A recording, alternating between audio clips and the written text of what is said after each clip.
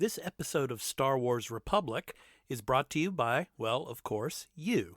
If you want to learn more about how you can support the show, go to patreon.com/thearena_podcast.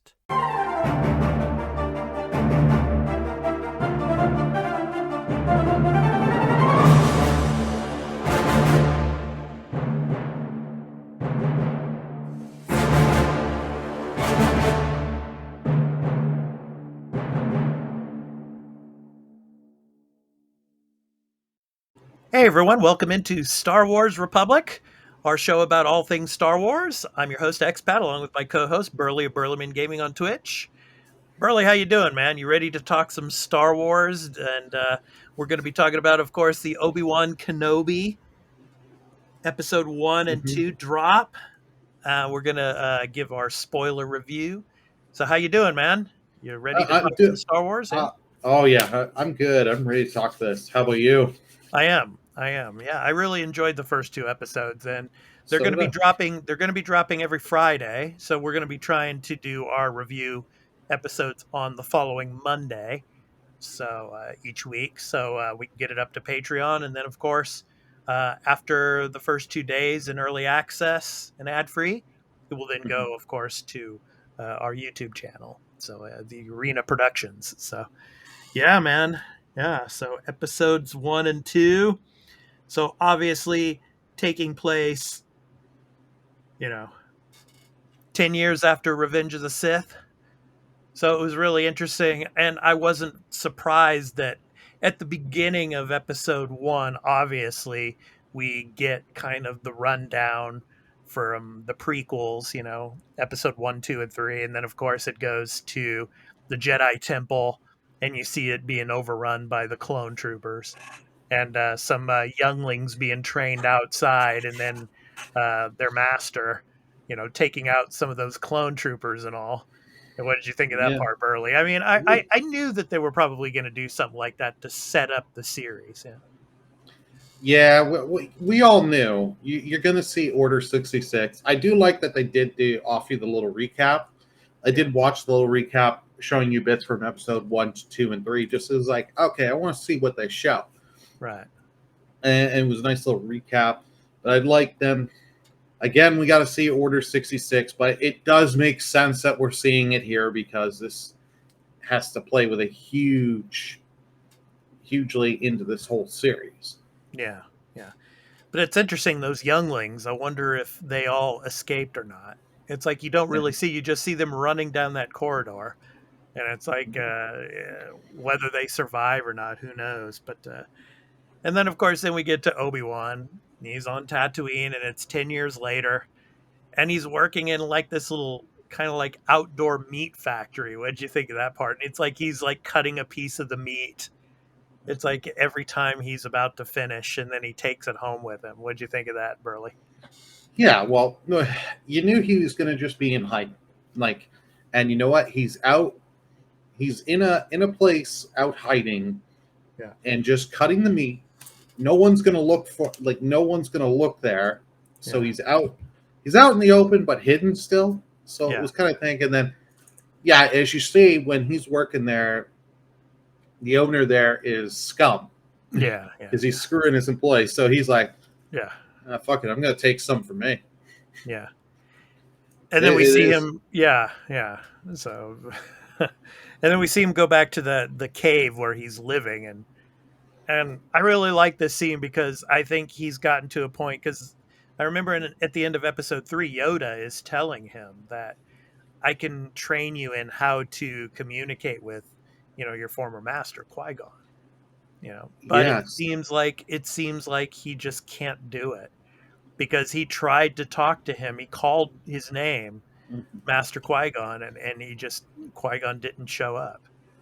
So I thought that was pretty interesting here in the cave, that scene. And maybe he just doesn't have the powers, or he had just lost the confidence in being able to conjure up enough energy to be able to communicate with Qui-Gon. What did you think of that? I like that, because this is something that they tease at the end of episode 3. And it was one of the things, because I actually did like the character Liam Neeson, Qui-Gon Jinn. I Yeah. like that character, so I was like always hoping in episode 3 watching it. I remember watching it in the theater, like, oh, we're gonna see him again. They never do nothing with it, and it just pissed me off. I was like, really? Yeah. So to see it here, but to kind of just be a little spoiler-ish, I know we've said spoilers anyways. That there, you see in the second episode, his ability connection with the Force is shaky. Yeah. So it's not going to work because he has kind of cut himself off. Right. But he's having to do that because look what's happened. Yeah. He's in he has to be in hiding. Yeah. He's screwed. If he has the connection with the Force, he's more be willing to be easily found and all that. Yeah. And then we get our first look at the Inquisitors, and of course, for all of you video viewers, here's an image of Riva. And boy, oh boy, man, is she ruthless!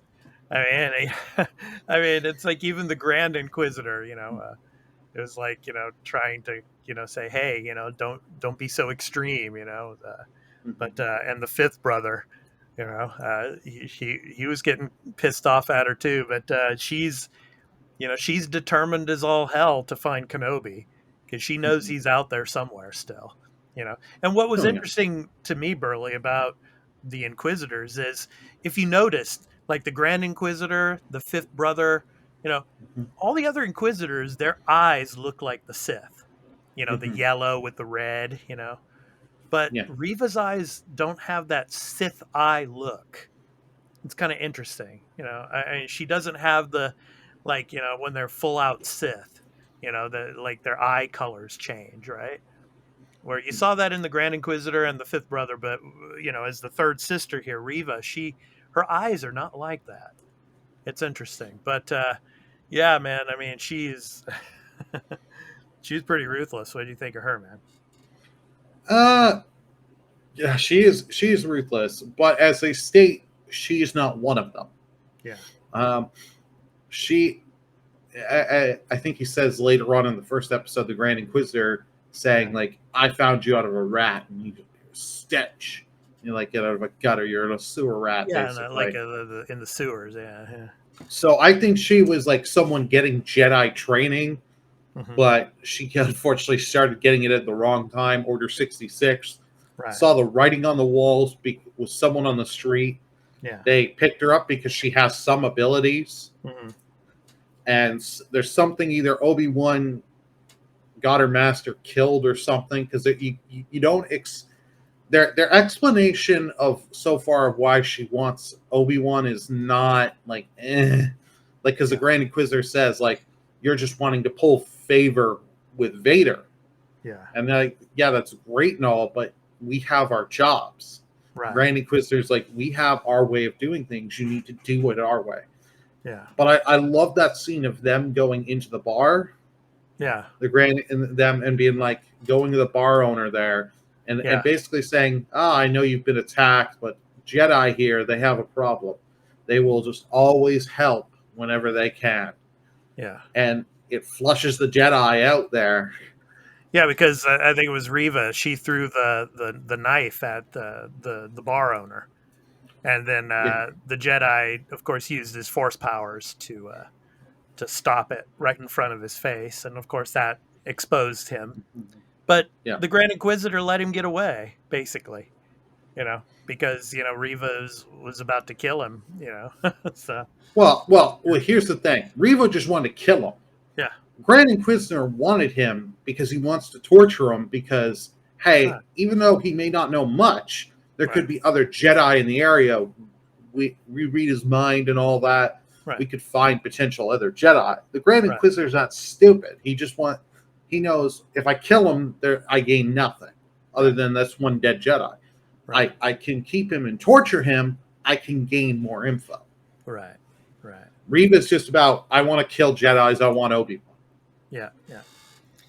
Yeah, and then of course later on she approaches Lars, and we're gonna show that later. But let's get to little Leia. Of course, I expected that we would get something about Leia in this series, but I mean, yeah, she's got a prominent role for a 10-year-old girl here, and of course we get to see a lot of Alderaan. in this. I don't think we've ever seen a lot of Alderaan before, and yeah, that was interesting to be able to see it up close there. And of course, you see her with her little toy robot there, and running around in the forest and all. Mhm. So yeah, she's a pretty smart one for a little 10-year-old. So yeah, so Yeah, I yeah, don't think we've seen much of Alderaan other than really a little bit from the prequels and it getting blown up. exactly, I exactly. think that's all we. I Yeah, think that's so the most we've gotten of Alderaan is it right, just in this yeah, episode here, episode 1. yeah. Yeah, I was just gonna say. I mean, this is a spoiler-filled episode, as you all know. But I mean, I don't think a 40-plus year old film is spoiling too much now to say that Alderaan was destroyed. But anyway, so Yeah. all right. So now let's jump over to the second episode, obviously. So we get Obi-Wan here, and obviously Leia had been kidnapped.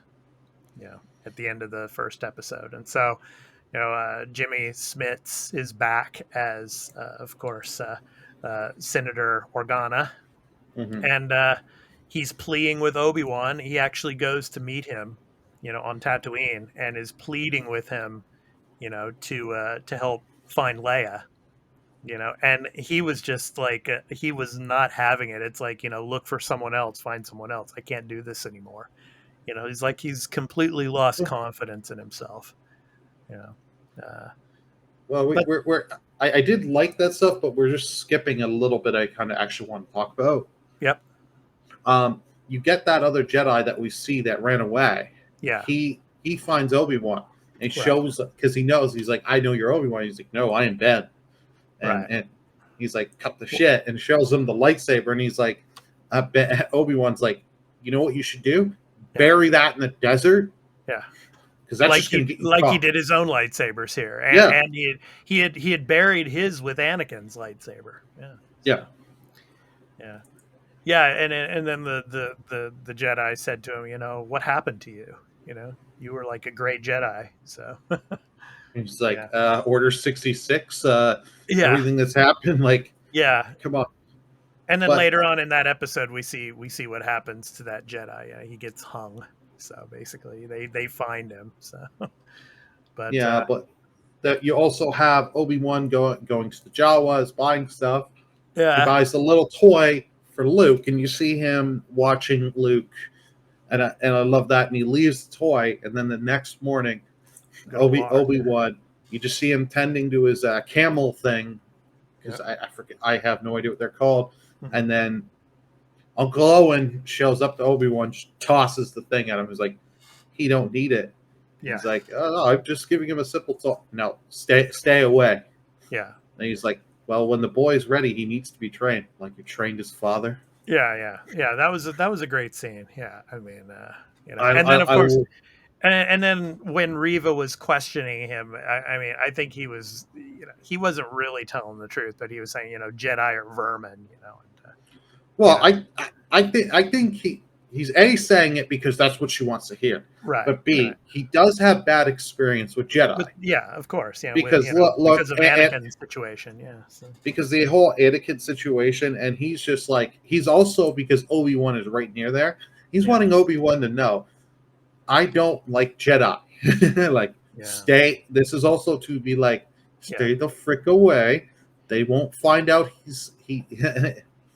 yeah. This I mean, kid he's is. being protective of Luke, obviously, yeah. Yeah, So he knows all the bad things that are going on out there in the galaxy. So, he but just he anyway, wants.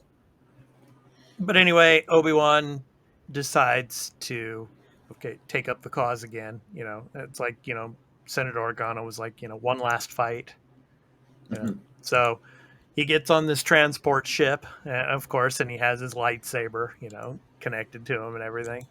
So, yeah, it was interesting. He, in the sand there, he pulled out both lightsabers. I guess he had taken Anakin's, and so, yeah, it'll be interesting later on to see where that ends up because, of course, in the, in episode 7, obviously, Maz Kanata, she has it.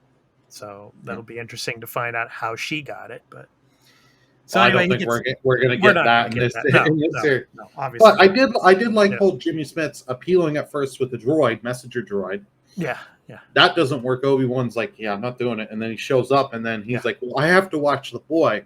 Well, yeah. and he's like, she's just as important, if not That's right. more. Right, She's a princess. right. Here's the thing. They don't know she's related. That's If right. that gets discovered, Yep. everything goes to hell. That's right. Like, Yeah. and you could just tell, and he's like, I'm not just asking because I'm your friend, but this is a much dangerous threat than out there. Yeah. Yeah.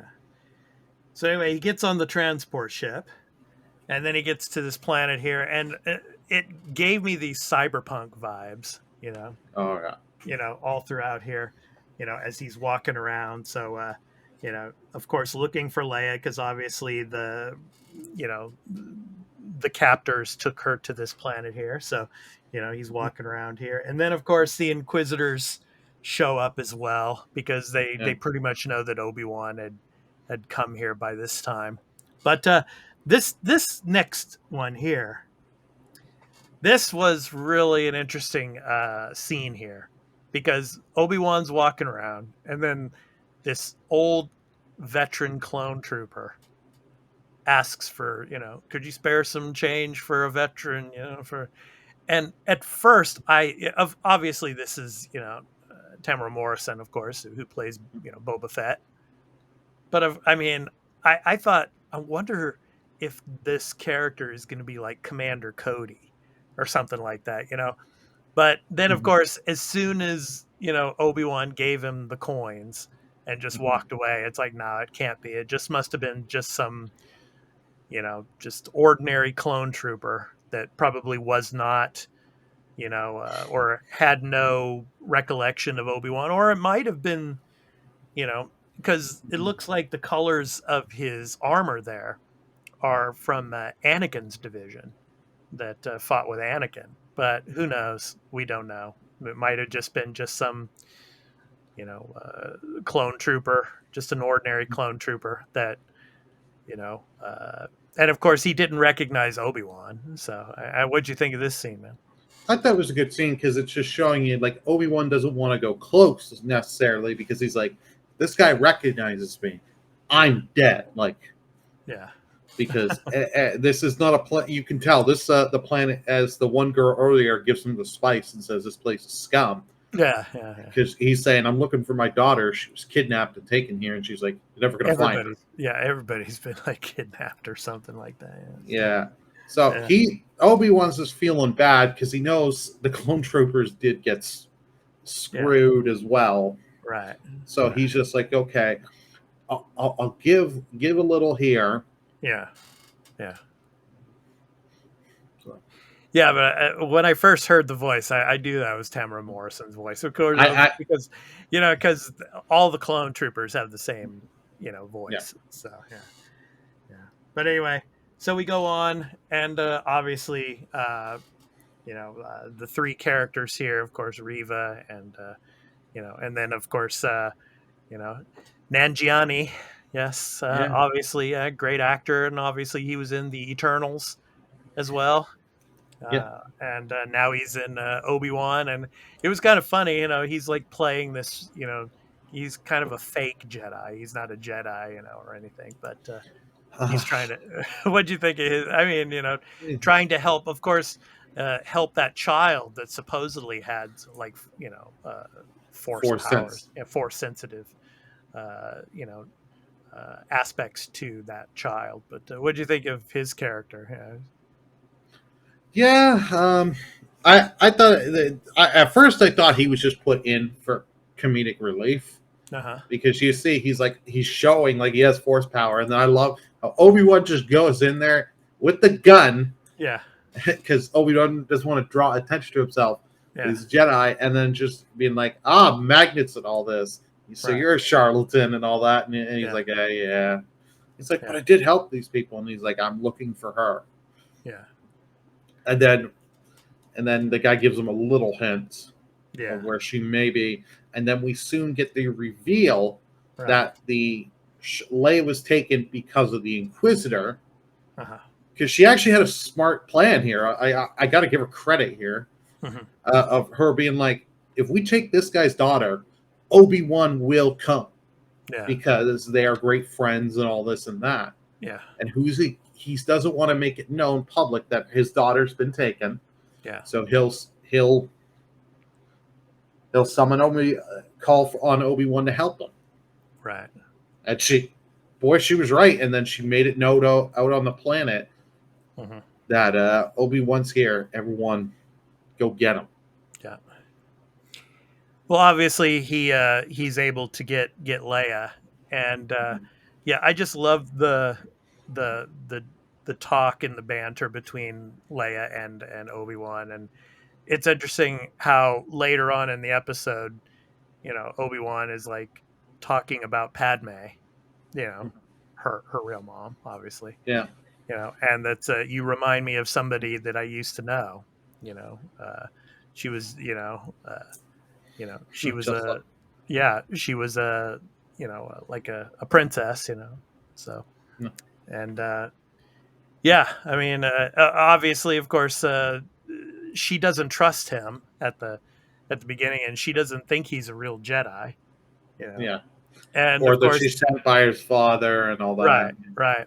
And so then she runs away, and obviously, Obi-Wan has to chase her, but then he's up on the top of these buildings, and of course Reva starts chasing after him, and then these bounty hunters obviously are going after him now, and they get into a shootout there on the roofs, and then at the end there, Leia, she has to jump, but then she can't hold on, and she starts to fall, and then Obi-Wan, of course, he's got to use the Force to save her life, so and that made her realize that, wow, you are a Jedi, So I thought that was a pretty cool scene. Yeah, no, that was a good scene, and I love, like, it shows he's trying to get back the connection with the Force, but he still doesn't have that full connection because he is having trouble. You can tell using it there. Yeah, well, I mean, I guess he's just rusty. I mean, it's like 10 years without using the Force, you'd probably get a little rusty. Yeah. Oh yeah. But I do like how he does rescue her from the kidnappers, because he gets all the kidnappers in the one space. Yeah. He takes the spice that he has, chucks it down, puts the mask on quick, and they're all in a daze and just gets out. Because it's like he does not want to reveal he's Obi-Wan. So he's doing every other trick he can to just get himself not be known as Obi-Wan. I kind of like that. Right. He's doing just throwing everyone off, trying to throw everyone off as all. And I love that when he does get her, he immediately is like, okay, we need to change clothes. We need to buy new clothes because they know what we look like. Right. Change clothes, get better robes, and hide. And Leia's just wanting to buy more stuff. He's like, no, you don't need that. And he's like, oh, I'll pay for this. Just get her going. Yeah. So anyway, yeah, that was pretty cool. And then, of course, obviously the Grand Inquisitor gets the guy who originally captured Leia, flee. Yeah. And just takes him out. He kills him. And then we go on, of course, the wannabe Jedi, obviously, that was played by Nanjiani. He actually tells Obi-Wan and Leia about the cargo bay. Get to the cargo bay, and then you'll be able to get out. So, and then obviously Reva comes up and and questions him, but obviously she knows that he's not a Jedi, and then she just mind probes him to figure out where they are, where Obi-Wan and Leia had run off to. Yeah. And then she gets in, and then of course they get to the cargo bay and all, and then obviously, we get the Grand Inquisitor. Now, man, this was kind of the only disappointing part of the first two episodes for me. I thought this Grand Inquisitor, played by Rupert Friend, I really thought he was going to be in the whole series. I was really surprised that they killed him off, or at least most of it. Yeah. I mean, I I don't know why they had to kill him off so soon, but obviously, Riva took him out, and now I'm wondering if she's going to, rise through the ranks of the Grand Inquisitors now, and gain favor with Darth Vader. But yeah, of course, you know, she's like telling Obi-Wan, you didn't know. Yeah, Vader still lives. Vader, Lord Vader, Darth Vader, he's still alive. Yeah, and then I just love that the scene there. I mean, just he's his face just looks like like in shock, and then he says, like Anakin, and then after he says Anakin, then you see Anakin, of course, Darth Vader in the BAFTA tank. Yeah. At the end there. Yeah, I mean that was just that was a pretty cool ending to the episode there, and then of course the breathing, Darth Vader breathing and all. But I mean, yeah, it's interesting because he did not know. He thought that after that battle with him when he took out his legs and he caught on fire and all, he thought he was going to die. He thought he was dead. He just walked away. Yeah. And for like 10 years, he thought he was dead until now. Yeah. No, yeah, and he had to live with the guilt of he killing someone that was like his brother to him. Yeah. He's going through all that. Yeah. Yeah. And now he learns that he's still alive, but yeah, he's still alive, but he's much, much different than he was. Yeah. Like he said in episode 4, he's more machine now than man. Yeah. Okay. So, But I did like this all, but I agree the great, and like I love her banter of her chasing and trying to draw him out, and he's holding that lightsaber. He wants to go out, but he's so fearful of going out because he hasn't done this in so long. Yeah. Yeah. He's fearful. He knows he goes out there's a good chance he's gonna die. Yeah. So he's just trying everything not to hold back, not to go out. I love that. Mm-hmm. Yeah. But I kind of sad because there's two things in these two episodes that I did not like. Uh-huh. One was losing the Grand Inquisitor. So early. Yeah. You could have got I didn't expect him to make it through the whole series of series. I figured by like episode 4 or 5 he's probably gonna go away. They kill him off. Well, I thought Obi-Wan would kill him. I thought Obi-Wan or he screws up and I could see her killing him. Either that or Darth Vader taking him out. Because he messed up. Yeah. So. Like that. That's what I could see. Yeah. But just her killing him right away now, because now it's like, okay, what is the fifth brother going to do there? You killed our Grand Inquisitor, and then makes it known to the other Inquisitor order. Okay, hey, she's not to be trusted. She's going to get pulled into Vader. Vader's going to be like, you disobeyed me. Yeah. And kills her. The other thing I did not like is when Leia's getting kidnapped, you have the two guys chasing her.